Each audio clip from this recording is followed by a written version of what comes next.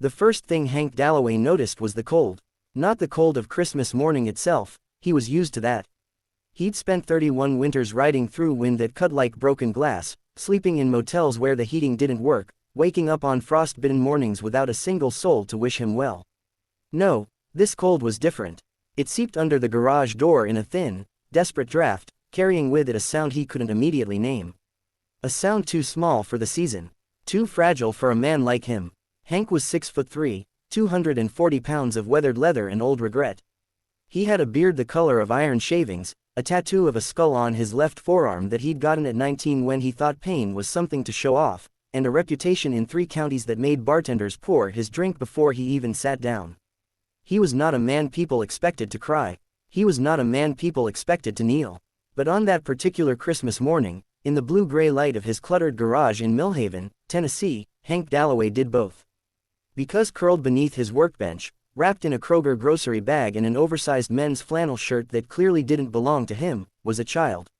A boy, maybe 5 years old, maybe 6. His dark hair was matted against his forehead. His shoes, if you could call them that, were canvas sneakers with the left sole flapping open like a wound. He was shivering, not the polite kind of shivering that comes from a brief chill. This was the full body, teeth rattling, desperate shivering of someone who had been cold for a very, very long time. Hank froze. His coffee mug, the chipped black one that said, "World's okayest human," a gag gift from his mechanic buddy Ray, stopped halfway to his lips. For a moment, the only sound in the world was the boy's shallow breathing and the distant church bells of First Baptist drifting over the rooftops of Millhaven, ringing in Christmas morning like everything was fine. "Hey," Hank said. His voice came out wrong. Too soft. Not his voice at all. The boy's eyes snapped open. They were dark brown and enormous and absolutely wild with fear. He scrambled backward, hitting the leg of the workbench with a hollow thud, pulling his knees to his chest. "Whoa, whoa, whoa." Hank set the mug down on his tool cart. He held both hands up, palms out.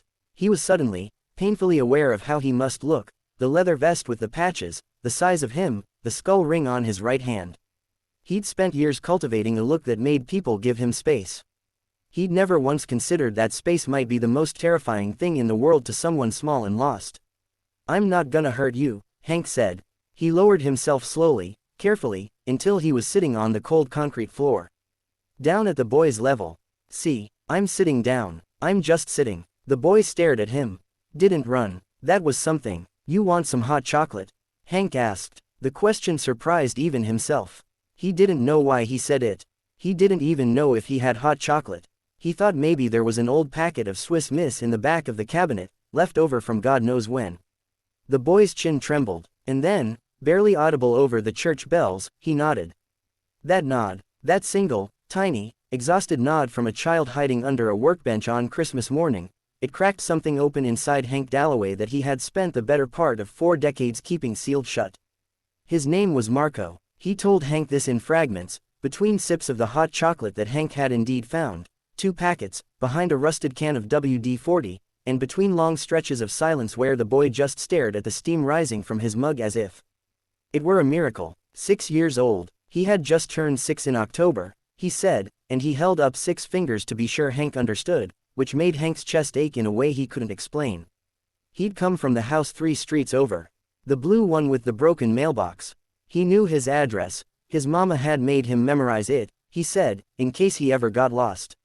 He recited it in a practiced, sing-song voice that told Hank this was a ritual, something repeated at the kitchen table while his mother stood across from him and made him say it again and again until it stuck. But his mama wasn't there anymore, Marco said. Not for a while now. Hank asked, carefully, where she'd gone. Marco looked at his hot chocolate.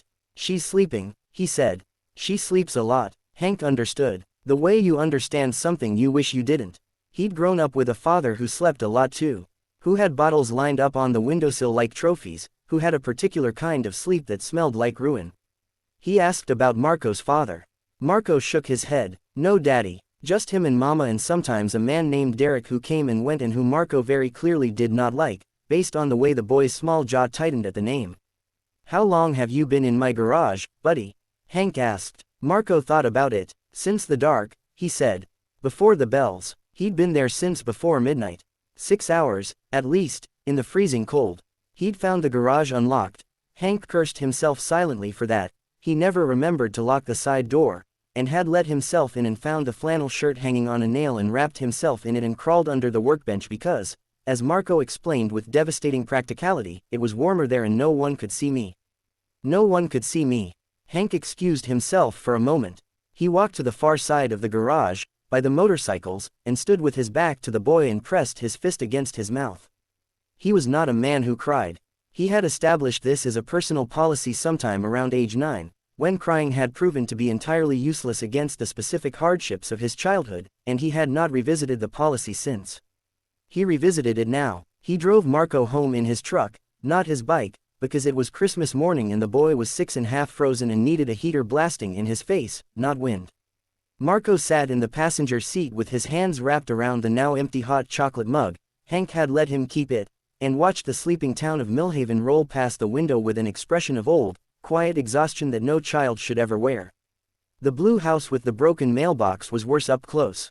The front porch sagged. One of the windows was covered in plastic sheeting duct taped at the corners. A single string of Christmas lights hung from the gutter, half of them dead, blinking weakly in the gray morning air like a distress signal. Hank knocked, then knocked again, then knocked a third time, harder. The woman who answered the door looked like she had once been beautiful and was in the process of forgetting it. She was thin in the wrong way, with dark circles beneath her eyes that ran deep, and she was wearing the look of someone who'd just been woken up and was still deciding what year it was.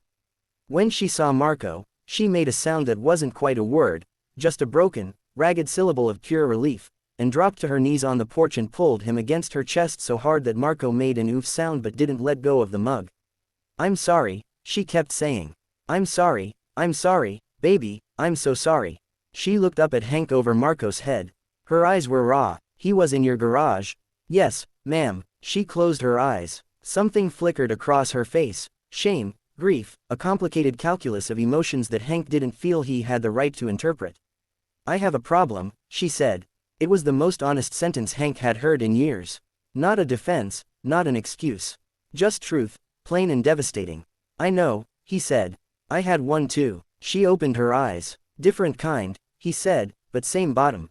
Her name was Renee. She'd moved to Millhaven 8 months ago from Chattanooga, following Derek, who had since proven to be exactly the kind of person your instincts warn you about and you ignore anyway. She had a sister in Memphis she hadn't spoken to in 2 years. She'd lost her waitressing job in November. She was trying, she said. She was really trying, but some nights the trying felt like swimming with her coat on, and last night had been one of those nights, and she had taken something to help her sleep. She looked away when she said this, and she hadn't heard Marco leave. "I'm going to call someone," Hank said. He'd already made the decision in the truck. "Not the kind of someone you're thinking. A good someone." He called Carol Birch, who ran the community outreach program out of the Methodist Church on Route 9 and who had once, about 12 years ago, helped Hank in a way he'd never fully paid back. Carol answered on the second ring. She was that kind of person, always ready, always there, and she was at the Blue House within 40 minutes, along with a woman from social services named Patrice who had kind eyes and a no-nonsense voice and who spoke to Renee in a way that was firm without being cruel. Hank sat on the porch steps the whole time. He wasn't sure why. He just didn't feel right leaving. Marco came out once, while the adults were talking inside. He sat next to Hank on the step. They didn't say anything for a while. A squirrel ran across the dead yard. A car passed slowly, someone on their way to a Christmas dinner somewhere warm. "Are you a bad guy?" Marco asked, conversationally. No judgment. Hank thought about it seriously. "I used to try to be," he said. "Thought it was easier." "Was it?" "No," Hank said. "Harder, actually. Takes a lot of work. Being mean. Being decent is simpler." He paused. "Just don't always know how." Marco considered this. Then he held out the chipped mug. "You can have this back," he said. "If you want." Hank looked at the mug. "World's okay as human. You keep it," he said. "It suits you better." Marco looked at the mug. He almost smiled. Almost. Which, Hank was learning, was its own kind of gift. What followed was not a fairy tale. Real life doesn't work that way, and Hank Dalloway, of all people, had no illusions about clean endings. Renee entered a 30-day residential program in January, the first one that actually stuck, she would later say, because it was the first time she'd chosen it entirely for herself and for Marco, with no one else's voice in her head. Her sister in Memphis came. Slowly, Carefully, the way trust rebuilds, in small, quiet increments, she and Renee began talking again. Marco stayed with a foster family during that month. Good people, Carol had vetted them herself. He went to school every day and ate breakfast every morning and slept in a bed with a proper warm blanket, and if he was sometimes too quiet and sometimes woke up in the night and had to be reassured that morning was still coming, well, that was understandable, that was allowed. Hank visited twice, with Carol present, which was the proper way. He brought Marco a proper winter coat the first time, navy blue, with a hood, and the second time he brought nothing, just himself, and they sat at the kitchen table and Marco showed him a drawing he'd made at school. It was a house, big and yellow, with a sun above it and a tree in the yard and two figures standing outside. One tall with a beard, Hank recognized himself immediately and said nothing, and one small, holding something round. A mug. That's you, Marco confirmed, pointing to the tall figure. And that's me. Hank nodded. He folded his hands on the table and looked at the drawing for a long time. You're a good artist, he said finally. Marco beamed. It was the first full smile Hank had seen from him, and it was extraordinary, the way a sunrise is extraordinary when you've been awake all night waiting for it. By the following Christmas, Renee had 9 months sober. She was waitressing again, this time at a diner on the good side of town where the tips were decent and the manager was a woman named Gloria who had zero tolerance for nonsense and a great deal of tolerance for humans trying to do better. She and Marco were in a small apartment on Crescent Street. She'd painted Marco's room blue, his choice, and he'd put Hank's mug on his dresser like a trophy. They had Hank over for Christmas Eve dinner. It was Renee's idea. She made chicken and mashed potatoes and apologized twice that it wasn't fancier, and Hank told her twice that it was the finest meal he'd had in years, which was true in every way that mattered. After dinner, Marco fell asleep on the couch under a blanket with a cartoon pattern on it, one arm thrown over his head the way children sleep when they feel safe, the specific abandon of safety, and Renee and Hank sat at the small kitchen table with decaf coffee and the comfortable silence of people who have seen each other at close range and chosen not to look away. I don't know how to thank you, Renee said, not for the first time. But this time it came out differently. Quieter, more certain. You don't have to, Hank said. No, I know I don't have to. I want to. She turned the coffee mug in her hands. He talks about you, you know. Tells his teacher he has a friend with motorcycles. Hank looked at his coffee. Good friend to have, he said after a moment. Renee smiled. It was a tired smile, earned and real. Yeah, she said, it is. Hank drove home that night through Millhaven, past the Methodist church with its lit nativity scene, past the diner where Renee worked, past the streets he'd ridden through 1,000 times without really seeing. The town looked different from inside a truck on Christmas Eve when you have somewhere to be tomorrow and someone who calls you a friend and a 6-year-old boy's drawing folded carefully in your jacket pocket. It looked, improbably, like enough.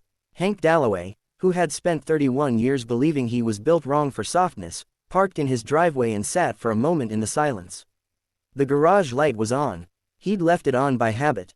Through the small window, he could see his bikes, his tools, the workbench where a cold and frightened child had hidden from the world on Christmas morning and waited, without any real reason to hope, for something better to find him. Sometimes that's all any of us are doing, Hank thought. Hiding somewhere cold, waiting to be found. Hoping, without evidence, without certainty, with nothing but the stubborn persistence of the human heart, that whoever opens the door next will kneel down, hold out their hands, and say, I'm not going to hurt you. You want some hot chocolate? He locked the garage door behind him when he went inside. He didn't forget again.